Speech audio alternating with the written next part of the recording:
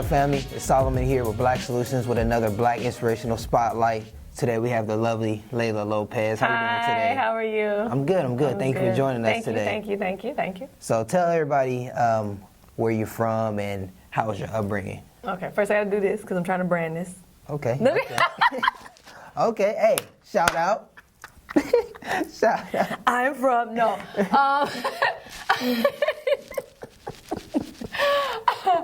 from, I'm originally from LA. I'm from Los Angeles. I'm born and raised here. Okay. So yeah, I'm from here.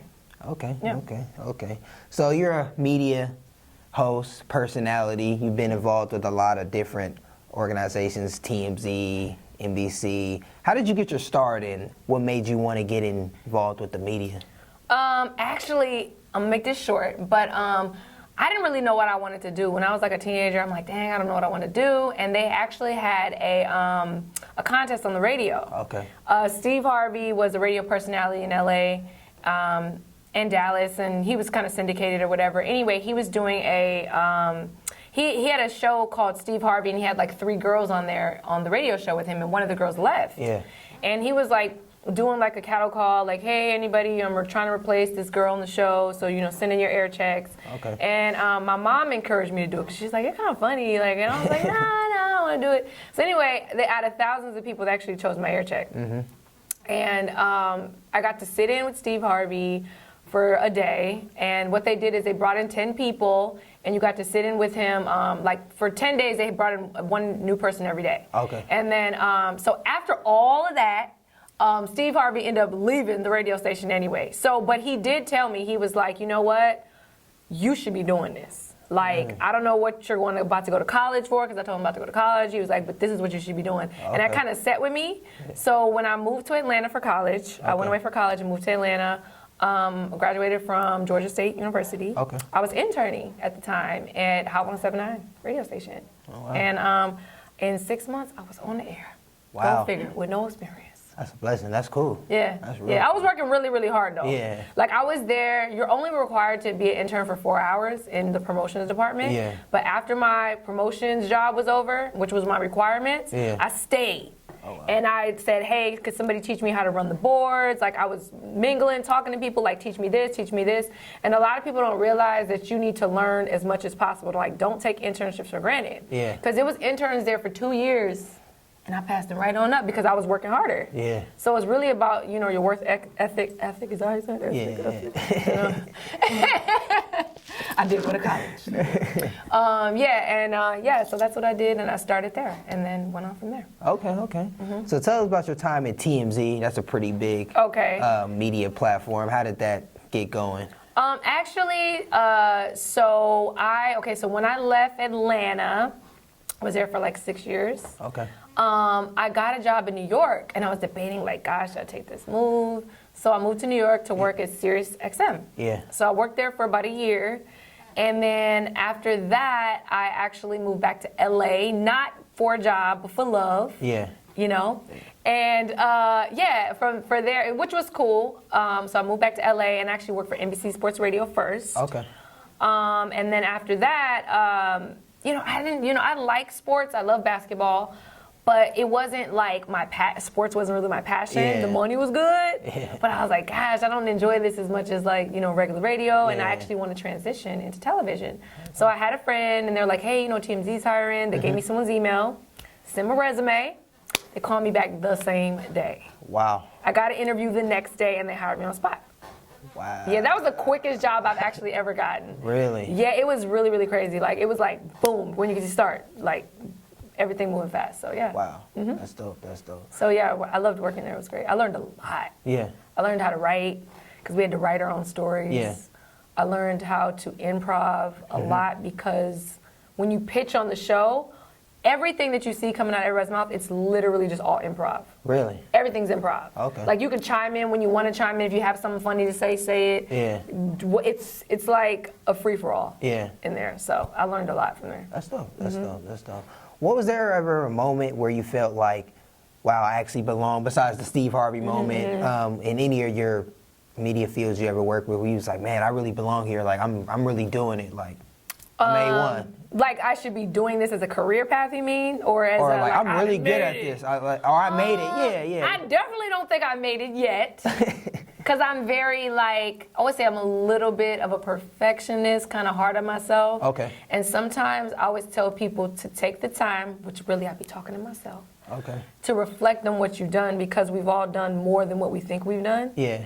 And like if you know where you've been, you know where you're going. Yeah. So you have to reflect like, damn, I did that, damn, I did that. Because I've done stuff and I'll be like, damn, I did that. Yeah. That was kind of good. Yeah. But I don't, really, I have to look back on those things to motivate myself. But I would probably say, definitely when I was working at TMZ, because that was my first television job. I've always done radio.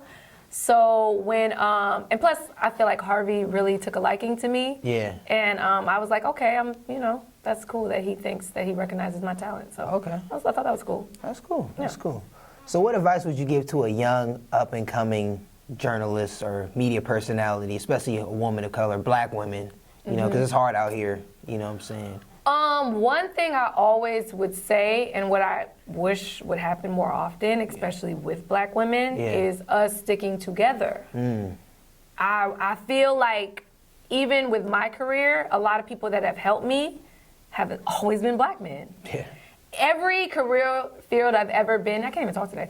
Every career field I've ever been in, it's always a black man that has helped me get to the next level. Yeah. You know what I mean? Like just genuinely I want to see you win, I want to help you. And I feel like with black women, I feel like they're out there. Yeah.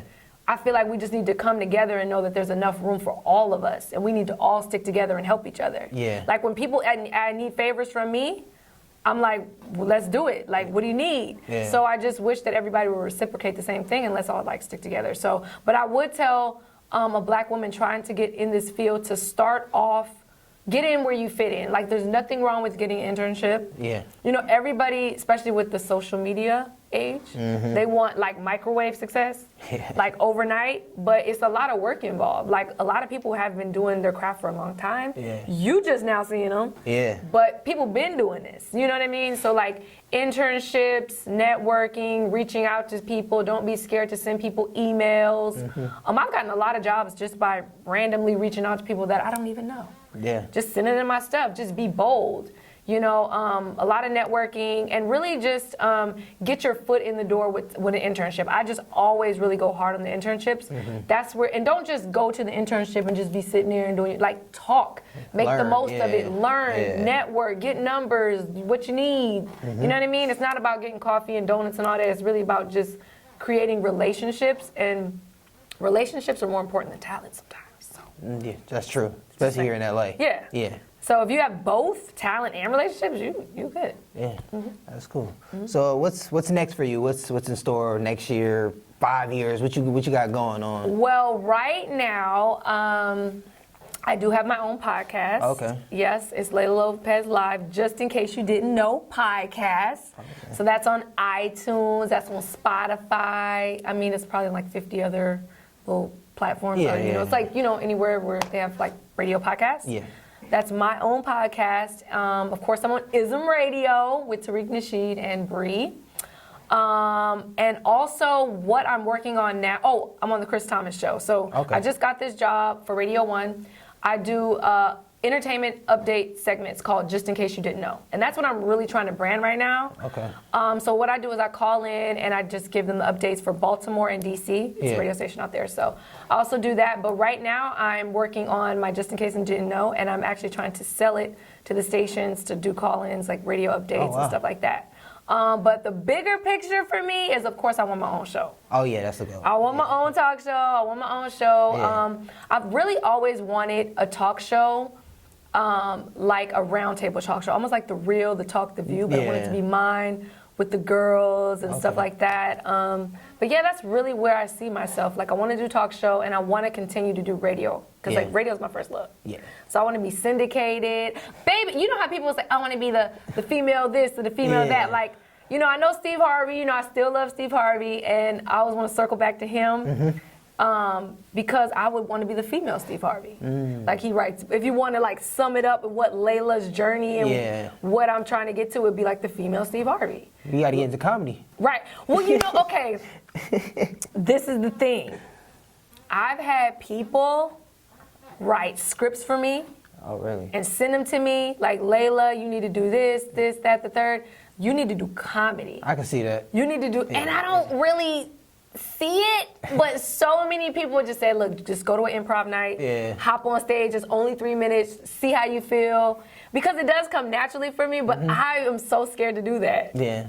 And maybe it's a good idea because I'm not scared of radio. I'm not scared of, like, you know, I was never scared of TMZ. Like, none of that scared me. Yeah. And maybe it's time to do something that scares me. Exactly. So, challenge yourself. Yeah, so I would be about to pee on myself if I hop on stage. But everybody's like, Laila, like, you really need to just do comedy. Just, you know, just work that into, you know, what you're trying to do in life. So I was like, so maybe comedy. You guys, maybe comedy. Hey, I don't know. So yeah, I want to be the female Steve Harvey, write books, talk shows. What else he do? He got a talk show, a TV show, a game show. He does everything. He doing all that money, that money. Yeah. You know what I mean? All that money. So yeah, that's what I would want to do. That's my goal. When I see Steve Harvey, I'm like, oh yes, I'm the girl version. Got it. There you go. So you talked about having a round table, like the Real show. Who would be your ideal co-host? My ideal co-host would be, and the reason why I say her, because she's controversial at times, you know, Cardi B. Yeah. I think that would be bomb. She would bring a lot of personality. Cardi B would be like the best. I would also have to say, I have a friend. Does it all have to be celebrities, or It could be a mix. It could be a mix. Okay. Yeah. I have a friend named Boots, and I think he's really funny. Okay. And I would want to put him in the mix. He's like we call him the hip hop psychic. Okay. So I think he would be able to bring an interesting vibe to the show. If you all look him up, he's the hip hop psychic, y'all. Okay. I think that would be an interesting dynamic. Also, I would bring Bree on this show. I think that would be great. Shout out to Bree. She had a little jugglers. Hey guys, hey guys. Yeah, that'd be a good show. Okay. Bree, and then I think one more person just to like throw a little, a little mix in there. I would have to say, let's see. I think it would be the girl, Catch Me Outside girl. Oh, Bad Bobby. Yeah, just because we might have to catch her outside. You know what I'm saying? She asked for it. No, I'm joking. But no. I mean, sometimes you get what you ask for. We might catch you outside. No, I think she'll bring a little controversy. Not necessarily that I'm not a fan of necessarily any of these people, but I just think they would bring good, controversy to the show. That'd be kind of fun. Okay. Cool. Yeah. So you come from a business mindset family. What got you into that entrepreneurial spirit, and how have you applied that to your work today? I'm so glad you asked that question. Because I feel like sometimes, actually all the time, entrepreneurship is just something you're born with. Yeah. Like even with me, I love telling a story, by the way. When I was 6 years old, me and my best friend, and I swear this is like the odd to honest truth. I can't talk today. But me and her, we went door to door. Yeah. And we were selling rocks. But wait, not the rocks. Not the rocks y'all thinking about. Like we dug up rocks out of the ground. I don't know if you guys ever seen those crystal rocks that you dig out the ground. Yeah. They're like white crystal rocks. Where in our complex we used to have these white crystal rocks. We're like, oh my God, these are so pretty. So we rinsed them off. We washed them, and we went door to door selling rocks at 6 years old. Literally rocks, because. Like right down the street is this candy store, and we like always wanted to go, and our parents were like, "Nah, I'm not giving you no money for no candy." So we're like, "Okay, we'll get our own money." Yeah. So we would go door to door selling rocks, and people would actually buy them. And it was so funny because our brothers would be like, "Y'all selling rocks?" Our older brothers would be like, "Y'all selling rocks?" People just feel sorry for y'all. Yeah. But whatever the case may be, they bought the rocks, and we were, were able to buy our candy. You know what I'm saying? So as a young age, I realized if I make my own money, I can buy what I want to buy. So that was my first entrepreneur venture, selling rocks at 6. Hey, how can the people get in touch with you and everything, and follow your social media? So you guys can definitely check out my YouTube channel. If you type in Laila Lopez Live, definitely check that out. Also, Instagram. So my Instagram is Miss Laila Lopez. So it's MSLAILALOPZ. You always have to, I don't know if you want to put it at the bottom. No, that's all good. Laila Lopez. Yes, cool. So you can check me out on Instagram as well. Cool. Laila, thank you for joining us today. It was a pleasure. Yes. Have fun. Cool. You can follow us on Instagram, Twitter, and subscribe to our YouTube page at Black Soulutions. We out.